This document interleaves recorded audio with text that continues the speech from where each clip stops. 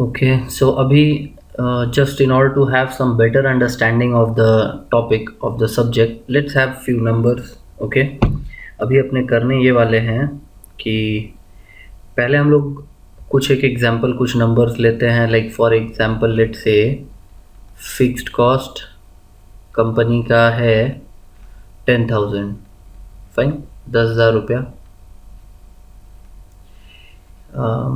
Sales price per unit, selling price per unit, fine. So that is going to be, let's say, 10 rupees per unit, and variable cost per unit is, let's say, 6 रुपया per unit. So basically अपने क्या करने वाले हैं, देखो पहले हम लोग ये एक बार इन नंबर्स के मदद से ओवरऑल चीज़ को समझने का कोशिश करेंगे, और उसके बाद फिर सेम क्वेश्चन को अलग अलग तरीके से, मैंने कैसे कैसे करके क्वेश्चन आता है उस पैरामीटर पे इन्हीं नंबर्स को ले लेके हम लोग सॉल्व करेंगे, ठीक है।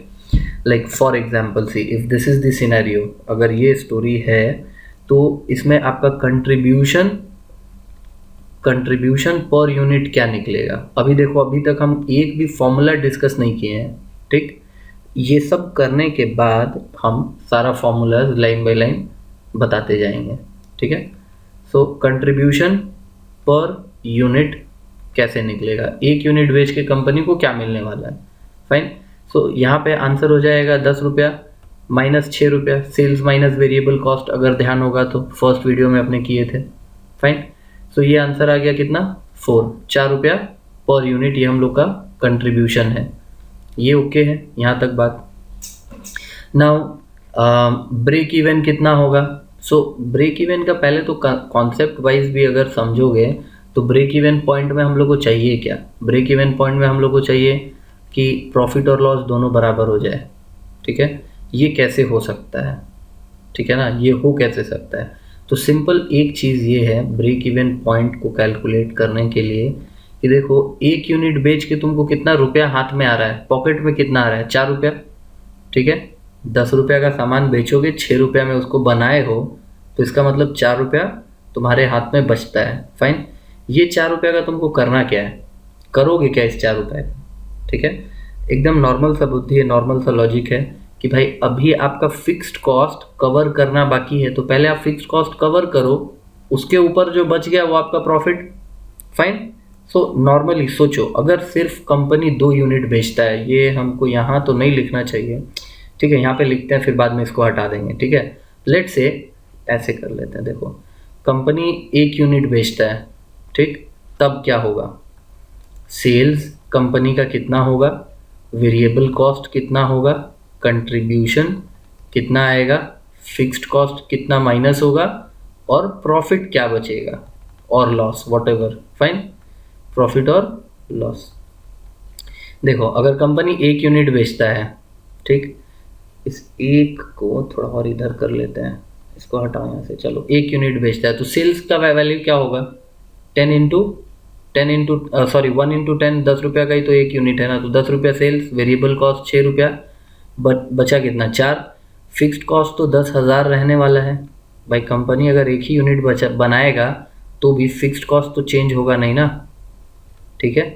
तो फिक्स्ड कॉस्ट अगर 10,000 है तो हम लोग का प्रॉफिट और लॉस कितना आ रहा है, लॉस आ रहा है 9,996, समझ में आ रहा है, ये लॉस होगा। अगर कंपनी बोलता है अच्छा चलो 2 यूनिट बनाएंगे, 2, तो अब क्या होगा, सेल्स 20 हो जाएगा, 20 रुपया, 10 रुपया का 1 यूनिट तो 2 का इतना 12 रुपया हो जाएगा वेरिएबल कॉस्ट, ये बात समझ में आ रहा है। बचा कितना, 8 रुपया, ये 8 रुपया कहाँ चला गया, इसको माइनस करेंगे फिक्स्ड कॉस्ट से, तो अब लॉस कितना आ रहा है, 9,992, ये समझ में आ रहा है, डिफरेंस इन लॉस समझ में आ रहा है। यहाँ से यहाँ तक में क्या हो गया, मेरा लॉस 4 रुपया कम हो गया। 4 रुपया कैसे कम हो गया, क्योंकि जो ये सेकंड यूनिट आप बेच रहे हो, इसके ऊपर ये 4 रुपया जो आप कमा रहे हो वो आपका प्रॉफिट माने प्रॉफिट में आ रहा है, इसलिए वो आपके लॉस को रिड्यूस कर दे रहा है। ऐसे ही तीसरा यूनिट बेचेंगे तो हम लोग को ज़्यादा दिमाग लगाने का ज़रूरत नहीं है, एक्चुअली समझ में आ रहा होगा कि जब तीसरा यूनिट का कैलकुलेशन करोगे तो यहाँ पे लॉस आएगा 9,988, ठीक है। करके देख लो एक बार, ये 30 हो जाएगा, ये 18 हो जाएगा, 6 इंटू 3 18, तो यहाँ पे बचेगा 12। अब 10,000 में से 12 माइनस करोगे तो ये वाला अमाउंट आएगा। हम ये पहले ही कैसे लिख दिए, हम इसमें से 4 कम कर दिए, हो गया। ठीक है, तो ये एक्चुअली कॉन्सेप्ट ये है कि जब एक यूनिट आप बेचते हो आपको 4 रुपया मिलता है, उस 4 रुपये का आप करते क्या हो, तो वो 4 रुपया हम लोग फिक्स्ड कॉस्ट को कवर करने में लगाते जाते हैं।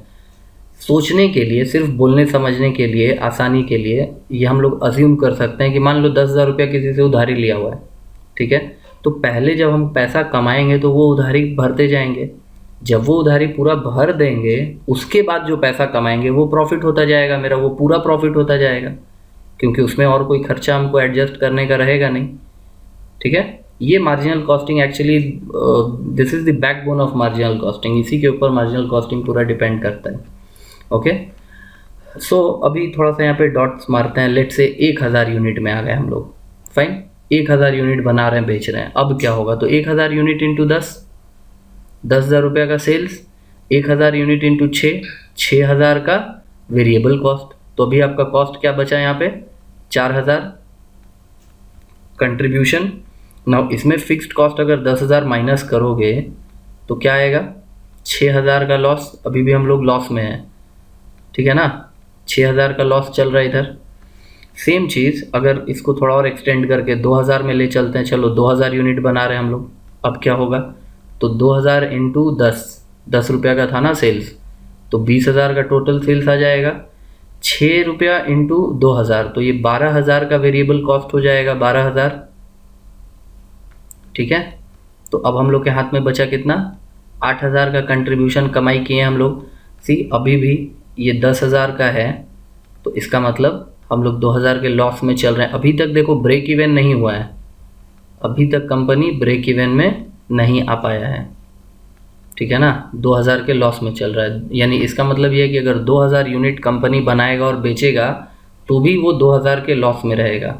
इसी तरह से जब आप धीरे धीरे और आगे बढ़ना चालू करोगे, लाइक फॉर एग्जांपल लेट से 3,000 यूनिट बनाते हैं, ठीक है, तो 3,000 यूनिट अगर आप बनाने जाएंगे तो क्या होगा, 3,000 यूनिट इंटू 10, सो 30,000 तो हो गया हम लोग का sales value. Variable cost 6 into 3 18,000 variable cost.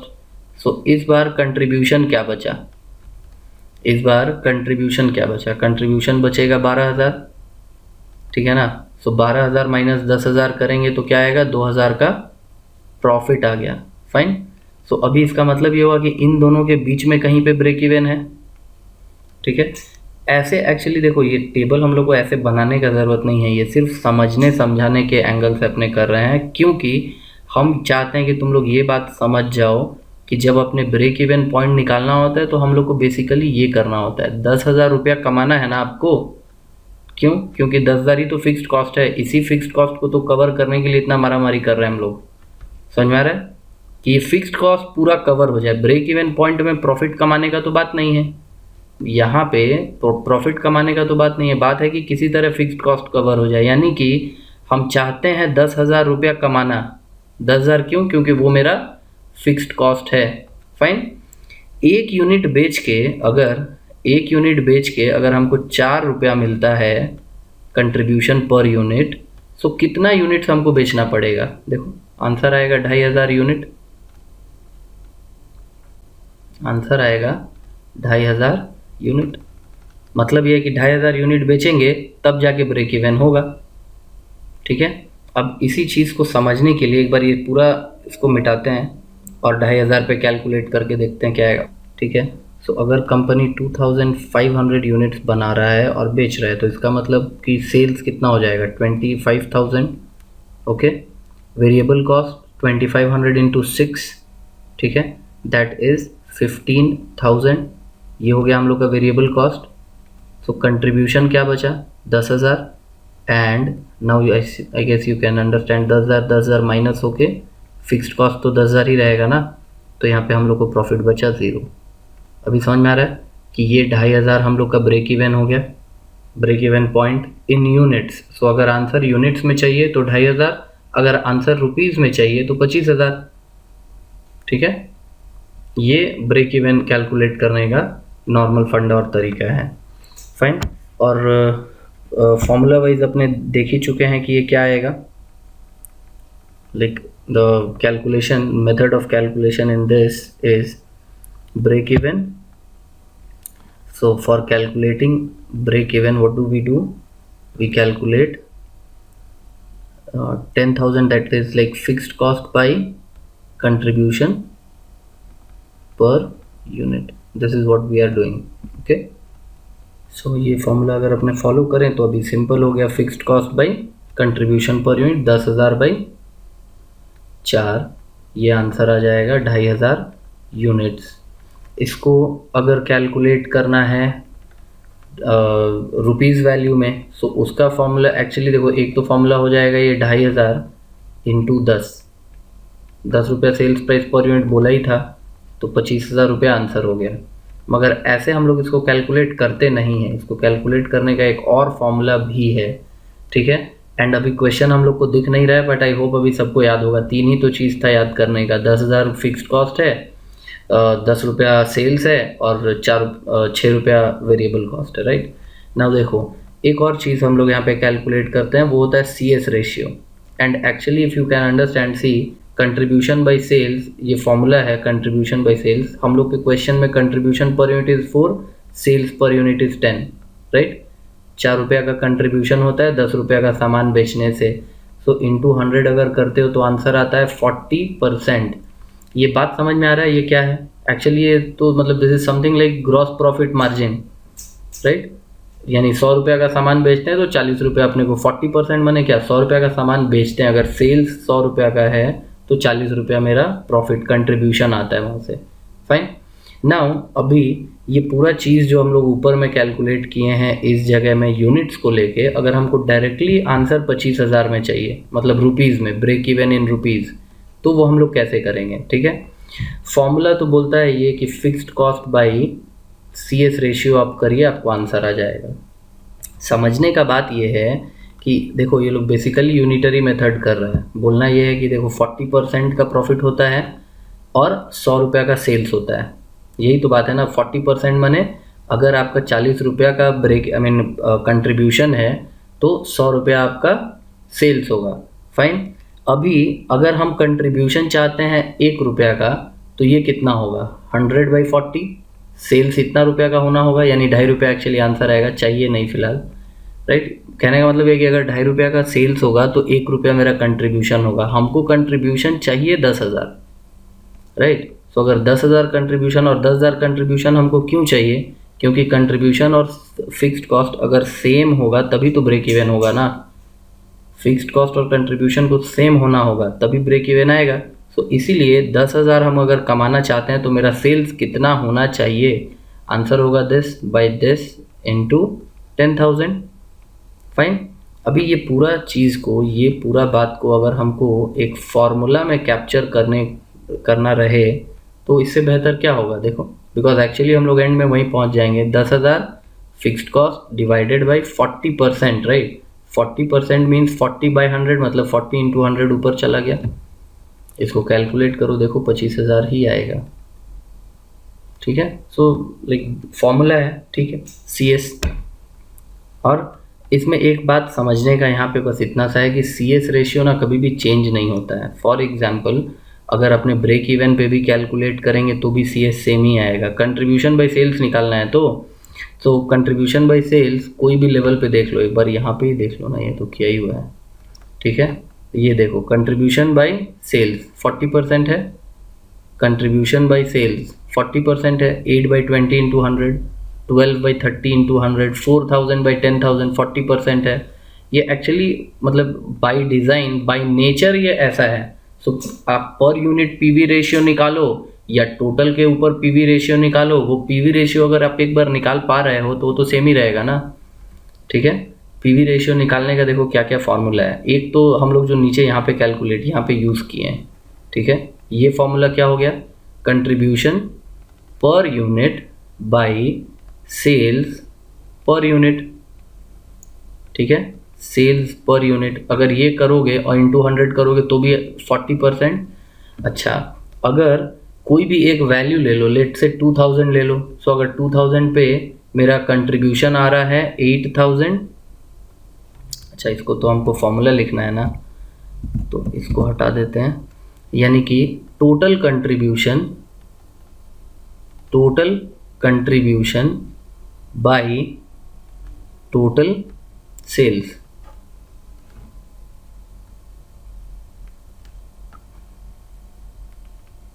देखो total contribution by total sales, तो भी तो वही आंसर आएगा। अगर 2000 वाले पे इसको रख के सोचो तो देखो, तो 2000 वाले पे अगर इसको रख के सोचो तो 8000/20 अगर यहाँ करेंगे 8000/20 तो भी तो 40% आएगा।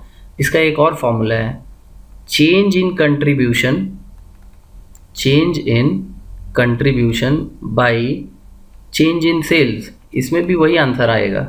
ठीक है, इसमें एक बार नंबर्स डाल के देख लो ताकि क्लियर समझ में आ जाए कि बात हो क्या रहा है। Like for example let us compare 2000 and 3000 वाला लेवल, इसको कंपेयर करते हैं। ठीक है, सो चेंज इन कंट्रीब्यूशन कितना दिख रहा है यहाँ पे, 4000। Okay, so change in contribution ये हो गया 4000। चेंज इन सेल्स कितना है, इसी लेवल में चेंज इन सेल्स देखो तो 20,000 से 30,000, तो 10,000 रुपया का चेंज हुआ ना, 10,000 रुपया का चेंज हुआ। तो घुमा फिरा के बाद तो फिर वही 40% पे आया कि नहीं आया, इंटू 100 करेंगे 40% आंसर होगा। ठीक है, सो बेसिकली यहाँ पे 3 मेथड है, 3 फार्मूला है, और इसीलिए this is one of the reason why I don't like to use formulas, because this is all about concept. Formula has got nothing to do with this. If you are okay with the concept, you don't actually need the formula. Okay, so this was our break even point, calculation of break even. Then there is one another kind of question where they ask that, let's say again cost is given and all those things are given, and they may ask you to calculate margin of safety. ठीक है, margin of safety. सो उसके लिए क्या क्या चीज़ हम लोग को और चाहिए होगा मार्जिन ऑफ सेफ्टी कैलकुलेट करने के लिए। सो हम लोग के पास 3 चीज़ क्वेश्चन में ऑलरेडी गिवन था, हम वापस से वही नंबर लेंगे ताकि हम लोग बार बार जंप नहीं करें from one question to another. Fixed cost 10,000, selling price per unit is 10 and variable cost per unit is 6। Fine, तो ये सेम क्वेश्चन रहा। इसके बाद एक और लाइन उन लोग लिख देगा कि एक्चुअल सेल्स कंपनी अभी जो है वो सेल कर रहा है लेट से 3000 यूनिट्स, 3000 यूनिट्स। फाइन, आपको मार्जिन ऑफ सेफ्टी बताना है। तो पहला काम आपका ये हो गया कि इस कैलकुलेशन, इस नंबर से आप ब्रेक इवन निकाल लो, ब्रेक इवन सेल्स निकाल लो। ठीक है, एक बार आप ब्रेक इवन निकाल लिए 2500 यूनिट्स का, जो कि हम लोग ऊपर ऑलरेडी कैलकुलेट किए हुए हैं, इसलिए हम फिर से नहीं कर रहे हैं। ठीक है, तो एक बार ये ब्रेक इवन आ जाने के बाद एक्चुअल माइनस ब्रेक इवन करो 500 यूनिट्स, ये आ गया हम लोग का margin of safety. Formula wise अगर इसको लिखना है तो ये होगा actual sales, what is this, why is this not working, okay ये भी नहीं, चलो actual sales minus break even sales. ठीक है, अभी अगेन देखो ये दोनों, इस फॉर्मूला को हम लोग दोनों तरीके से यूज़ कर सकते हैं, यूनिट्स में भी, ठीक है, और रुपीज़ वैल्यू में भी। सो एक्चुअल सेल्स यहाँ पे 30,000 होगा और ब्रेक इवन सेल्स 25,000 होगा, तो 5,000 रुपया आंसर हो जाएगा मार्जिन ऑफ सेफ्टी का। ठीक है, और एल्स 500 यूनिट्स हो जाएगा आंसर मार्जिन ऑफ सेफ्टी का। ठीक है, मार्जिन ऑफ सेफ्टी से जुड़ा हुआ एक तो बड़ा ही निराला किस्म का फॉर्मूला है हम लोगों के पास, right, that is see this. Profit आप कैसे कैलकुलेट करते हो, ये एक बड़ा अजीब किस्म का फॉर्मूला है। Profit is equal to CS ratio multiplied by margin of safety. ठीक है, ये मतलब ये रुपीज, सिंस CS यहाँ पे यूज हो रहा है तो ये रुपीज में लेंगे। अगर इसी के जगह पे कंट्रीब्यूशन पर यूनिट लेंगे अपने, कंट्रीब्यूशन पर यूनिट, सो ये मार्जिन ऑफ सेफ्टी जो है दूसरे वाले टाइम पे ये यूनिट्स का काम करेगा। ठीक है, नंबर्स डाल के दिखा देते हैं, देख लो। अगर 3000 का सेल्स है, 3000 का, सो CS रेशियो तो हम लोग को पता है ये 40%, वो चेंज होने वाला नहीं है, 40%। Fine, that into margin of safety 5,000 रुपया, ठीक है। सो प्रॉफिट कितना आ रहा है, 5,000 का 40%, ये होगा 2,000, ठीक। अच्छा, दूसरे वाले नंबर पे कंट्रीब्यूशन पर यूनिट कितना है, 4 रुपया पर यूनिट ही तो है ना contribution, into margin of safety कितना है, 500 यूनिट्स। ये बात समझ में आ रहा है। एक बार मार्जिन ऑफ सेफ्टी लिखे हैं यहाँ पे तो रुपीज़ में ले रहे हैं, एक बार यहाँ लिखे हैं तो हम यूनिट्स में ले रहे हैं। क्यों, वो क्यों डिपेंड करता है कि पहले तुम्हारे पास कौन सा इन्फॉर्मेशन है। अगर CS रेशियो हम निकाल चुके हैं तो हम डायरेक्टली 40% लेंगे, ठीक है। बिकॉज देखो प्रॉफिट तो यूनिट्स में नहीं होगा, प्रॉफिट तो जब होगा रुपीज़ में ही होगा ना, इसलिए प्रॉफिट में कोई चेंज नहीं है। दोनों बार 2,000 आ रहा है और इसको वेरीफाई कर सकते हैं अपने ऊपर, यहाँ पे ऑलरेडी इसका कैलकुलेशन किए हुए हैं। देखो यहाँ पे ऑलरेडी ये कैलकुलेट किया हुआ है 3,000 पे। देखो 3,000 यूनिट बेचते हैं तो कितना प्रॉफिट आता है, 2,000 आता है। समझ में आ रहा है ये, तो ये ऑलरेडी हम लोग के पास कैलकुलेटेड है, इसको लेके ज़्यादा सेंट्रल और मेंटल दोनों ही नहीं होने का है, ठीक है। मार्जिन ऑफ सेफ्टी हो गया, ये पार्ट हो गया। अब इसके आगे कभी कभी इन लोग एक क्वेश्चन पूछ देता है कि लेट से for example if the company wants, right, same बाकी सारा चीज़ सेम रहेगा, राइट, वो चेंज नहीं होने वाला है, मगर इन लोग एक और एक्स्ट्रा क्वेश्चन दे दिया, required profit, okay. So the required profit of the company, required profit कितना रखें हम लोग, चलो 6,000 रुपया, फाइन। कंपनी को 6,000 रुपया का प्रॉफिट चाहिए, तो सेल्स कितना होगा ये सवाल है, सेल्स कितना होगा ये सवाल है, ठीक है। हम लोग दो तरीके से आंसर कर सकते हैं। एक हम लोग फाइंड कर सकते हैं यूनिट्स में और उसको 10 रुपया से मल्टीप्लाई कर देंगे तो आंसर आ जाएगा। दूसरा हो सकता है कि डायरेक्टली सेल्स का वैल्यू ही कैलकुलेट कर लें, ठीक है। बाकी सारा इन्फॉर्मेशन दिया हुआ है, अभी हम ये अज्यूम कर रहे हैं कि बाकी इन्फॉर्मेशन क्वेश्चन में दिया हुआ है, मैंने फिक्स्ड कॉस्ट बोला है, PV रेशियो बोला है और वेरिएबल कॉस्ट, सेल्स, वो सब बोला हुआ है। जो जो चीज़ हम लोग को पहले से पता है वो पता है, ठीक है।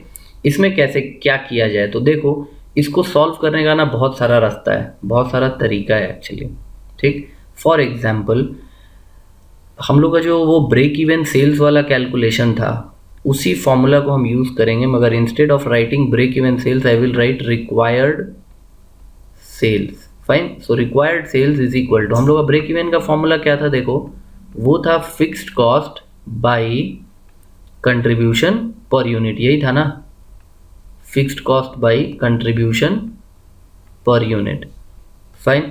इसका कॉन्सेप्ट क्या था कि अगर हमको 10,000 रुपया कमाना है, क्योंकि वो मेरा फिक्स्ड कॉस्ट के बराबर होने से ब्रेक इवन होगा, सो अगर हमको 10,000 कमाना है 4 रुपया करके एक यूनिट, तो कितना यूनिट बेचना पड़ेगा, ठीक।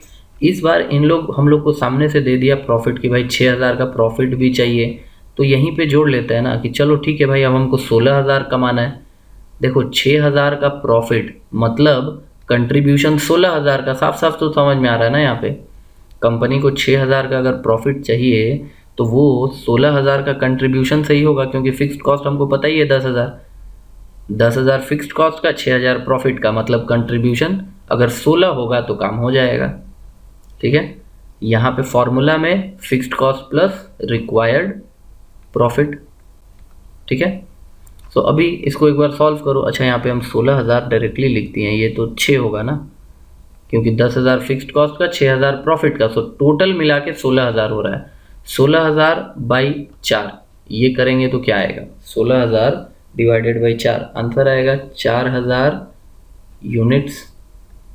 सो इसका मतलब ये हो गया कि अगर कंपनी 4,000 यूनिट्स बनाएगा और बेचेगा तो कंपनी को 6,000 रुपया का प्रॉफिट होगा। खुद से कैलकुलेट करके देख लो। देखो इसका और अब मैंने चालू कैलकुलेशन बहुत सारा है, ठीक है। एक तो वो नॉर्मल वाला सेल्स जो वैल्यू रुपीज़ में आता है वो है कि भाई 16,000 रुपया आपको कमाना है और आपका कमाने का रेशियो जो है वो 40% है। 100 रुपया का सेल्स करते हो तो 40% आपका इनकम होता है, तो अगर 40% 16 है तो 100% कितना होगा आप करोगे, आपका टोटल आंसर एक बार में 40,000 आ जाएगा, ठीक है। ये एक चीज़ हो गया। फिर इसमें ये 16,000 है, ओके। सो ये एक बात हो गया। अच्छा दूसरा जैसे शॉर्टकट कैलकुलेशंस, मतलब मैनुअल अगर अपने कैलकुलेट करने जाएं तो उसके लिए देखो ये 6000 का प्रॉफिट चाहिए तो कंपनी को 6000, एक यूनिट पे कितना का प्रॉफिट आता है, एक यूनिट बेचते हैं अगर तो हम लोग को प्रॉफिट कितने का आता है, 4 रुपये का, एक यूनिट पे 4 रुपये का प्रॉफिट। इसका मतलब 1500 यूनिट हमको बेचना पड़ेगा प्रॉफिट के लिए, 1500 यूनिट बेचना पड़ेगा प्रॉफिट के लिए, और 2500 यूनिट बेचना पड़ेगा ब्रेक इवन के लिए, क्योंकि ब्रेक इवन के बाद जो बेचेंगे वही तो बचेगा ना, उसके पहले का कहाँ बचेगा। तो इसका मतलब टोटल 4000 ही तो आ रहा है ना आंसर यहाँ पे भी, इसका मतलब 4000 यूनिट बेचना पड़ेगा। समझ में आ रहा है। तो इस तरीके का भी और भी बहुत सारा मतलब नॉर्मल अंडरस्टैंडिंग वाला मैनुअल वाला कैलकुलेशन है जो कि इसमें होता है। ठीक है, ये कुछ ज़्यादा ही बड़ा वीडियो हो गया, बट स्टिल सारा नंबर्स इसमें आ गया। अब नेक्स्ट वीडियो में अपने क्या करेंगे, जो क्वेश्चंस है अब हम लोग के पास, वो क्वेश्चंस उठा के एक बार उससे सॉल्व करने का कोशिश करेंगे। ठीक है, और उसमें बाकी सारा यही फॉर्मूला और यही सब चीज़ के बारे में बात करेंगे। ठीक है, so see you in the next video.